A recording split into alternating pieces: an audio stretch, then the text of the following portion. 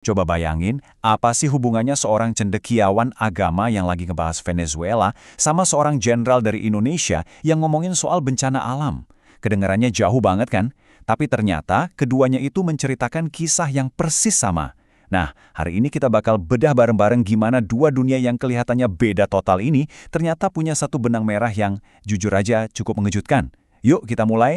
Nah, ini dia pertanyaan besarnya. Gimana ceritanya sebuah peristiwa politik yang katanya dipimpin AS di Venezuela sama bencana-bencana yang dibilang rekayasa di Indonesia bisa nyambung jadi satu cerita yang utuh?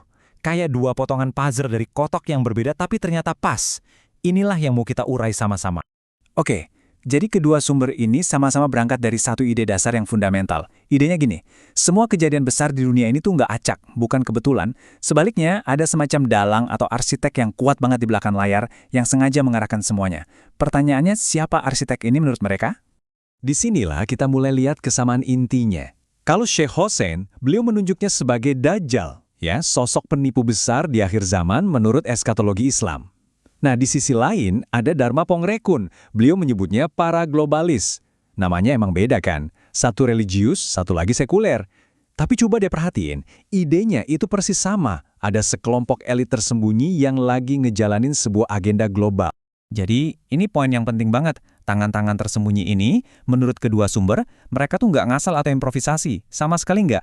Mereka itu ngikutin sebuah skenario, sebuah naskah yang udah detail, dan direncanain buat jangka panjang. Jadi, sejarah itu bukan sekedar rangkaian kebetulan, tapi lebih kayak sebuah pementasan drama yang lagi dimainin sesuai naskah. Menurut Sheikh Hussein, naskah ini tuh punya 3 babak besar. Babak pertama itu Pax Britannica, zamannya kerajaan Inggris mendominasi dunia. Terus, babak kedua, Pax Americana, di mana Amerika Serikat ngambil alih, yang menurutnya sekarang lagi di ujung tanduk, lagi menurun. Nah, puncaknya, babak ketiga yang beliau sebut Pax Judaica. Di tahap ini, pusat kekuasaan dunia bakal pindah ke Yerusalem. Jadi kelihatan kan, ada progresinya, semua terencana.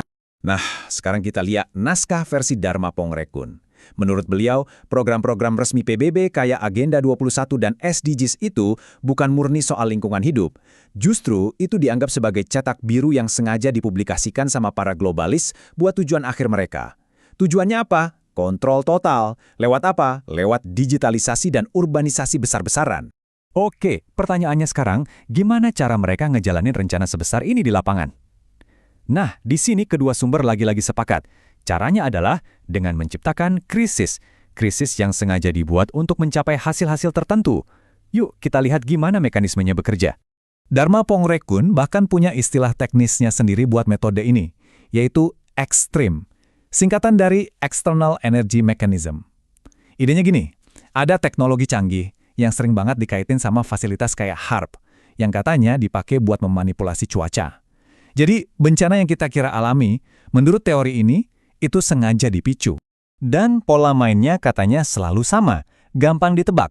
Pertama, ciptakan masalah. Kedua, tunggu sampai publik panik dan ketakutan, lalu minta-minta solusi. Nah, pas momen itu, ketiga, tawarin deh solusi yang sebenarnya udah disiapin dari jauh-jauh hari. Dan solusinya udah pasti, selalu mengarah ke kontrol yang lebih ketat. Di sini nih, kita bisa lihat gimana teori tadi diterapin ke dua kasus yang kita bahas di awal. Sheikh Hossein ngelihat insiden di Venezuela itu sebagai bagian dari babak akhir kemunduran Pax Americana. Di sisi lain, Dharma Pongrekun menafsirkan bencana-bencana di Indonesia sebagai cara buat ngosongin lahan, buat apa? Ya buat proyek Smart City. Jadi, lihat kan, metodenya beda, satu geopolitik, satu lagi lingkungan, tapi menurut kedua sumber ini, tujuannya ya itu juga. Sekarang kita geser sedikit. Mari kita bahas soal alat-alat yang dipakai buat ngejalanin semua ini. Menurut kedua sumber, ada 3 pilar utama yang jadi alat kontrolnya. Sistem keuangan, pengumpulan data, dan pastinya penguasaan teknologi. Sheikh Hossein fokus banget ke pilar pertama, uang. Beliau bilang sistem moneter global sekarang ini, dari pound sterling sampai dolar AS, itu semua uang palsu. Kenapa? Karena nggak ada jaminan aset fisik kayak emas di belakangnya. Jadi buat beliau, ini tuh sistem kontrol raksasa yang cuma dibangun di atas kepercayaan.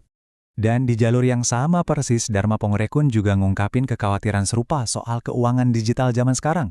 Contohnya QIRS. Di mata beliau ini bukan sekedar soal kemudahan transaksi, tapi ini adalah mekanisme pengawasan total. Kenapa? Ya karena setiap transaksi kita, sekecil apapun, jadi bisa dilacak dengan gampang. Jadi kalau kita gabungin semua, Inilah toolkit atau perangkat kontrolnya. Mulai dari yang fisik kayak jaringan pangkalan militer, sampai yang digital kayak ID digital, smart cities, dan sistem pengawasan total yang bisa ngontrol tiap jengkal hidup kita. Semuanya itu saling nyambung jadi satu sistem besar. Nah jadi, pas kita kumpulin semua potongan puzzle ini, gambar yang muncul itu menarik banget.